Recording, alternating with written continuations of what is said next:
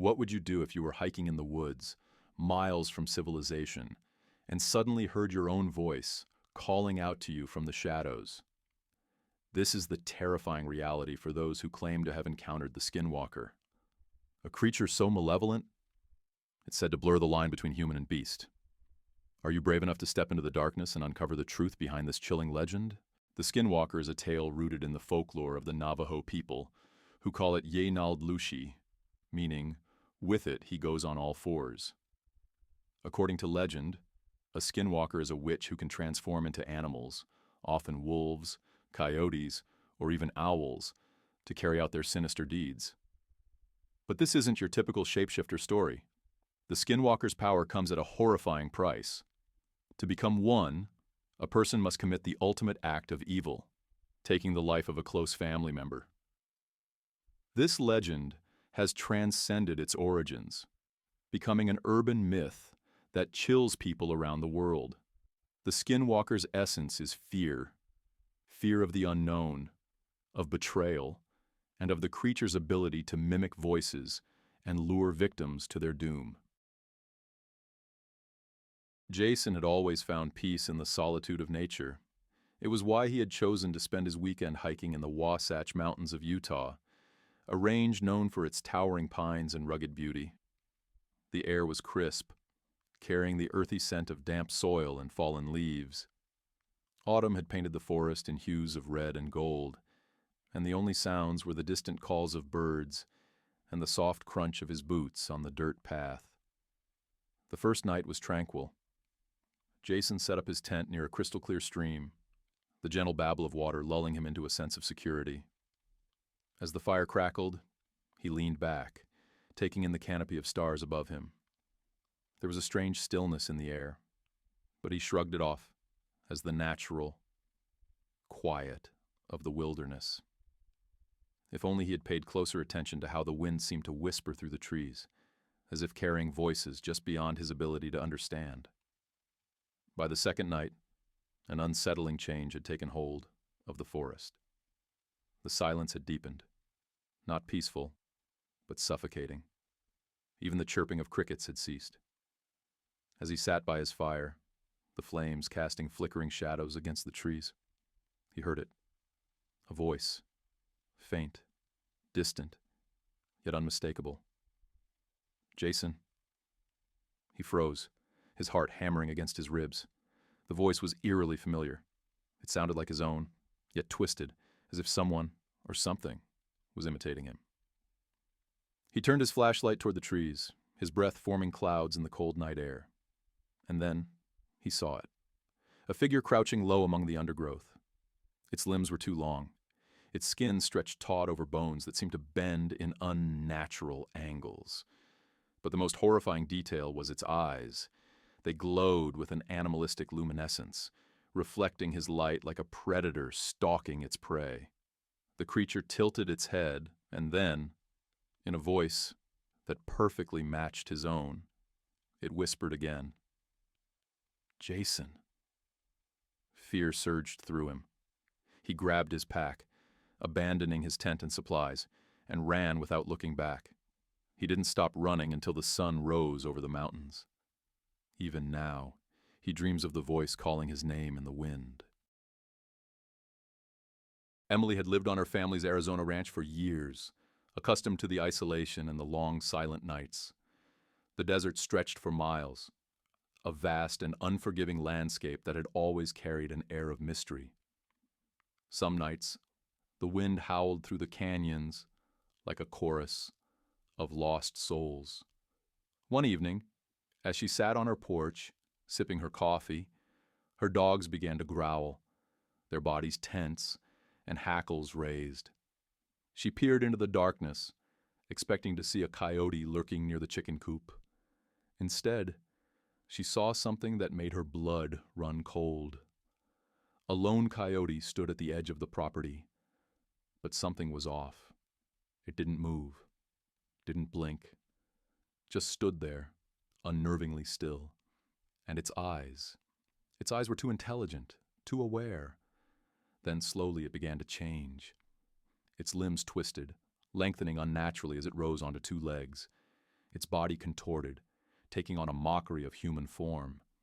And then it did something that sent Emily bolting inside, locking every door and window.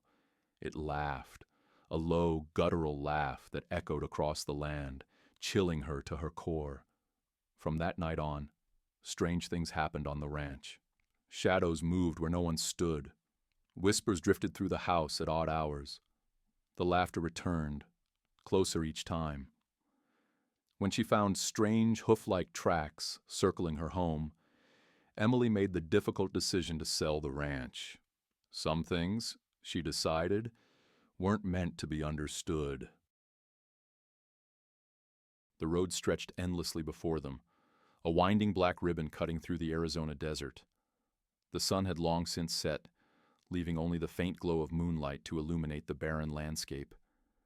It was supposed to be an adventure, a road trip to the Grand Canyon, something to remember for years to come.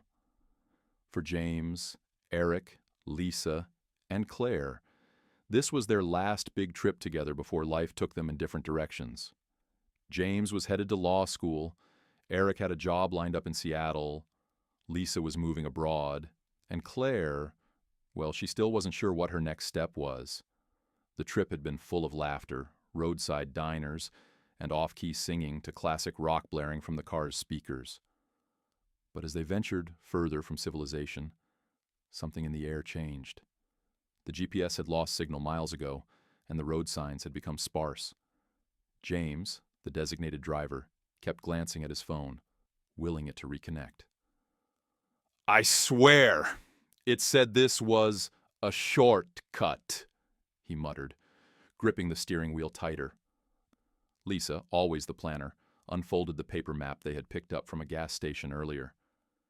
"We should have hit a turnoff by now. This road doesn't even seem to be on the map." Eric leaned forward from the back seat. "Maybe we should turn around. It's already past 10, and we don't even know if this road leads anywhere." Claire, gazing out the window, suddenly stiffened. "Guys," she whispered, her voice barely audible over the hum of the engine. "There's something out there." The others turned their attention to where she was looking. At first, there was nothing but the empty desert stretching into darkness. Then, a flicker of movement, a shape darting between the Joshua trees. Too fast for a human, too large for an animal. James pressed down on the accelerator. "Just a coyote," he said, though the way his voice wavered suggested otherwise. Lisa wasn't convinced. "Coyotes don't move like that. That thing, it was running on 2 legs." Silence filled the car. They all had the same thought, but were too afraid to say it aloud. The stories, the legends, the skinwalkers. As the car sped down the desolate road, the headlights illuminated something in the distance. A figure stood in the middle of the asphalt. Human-like, but wrong.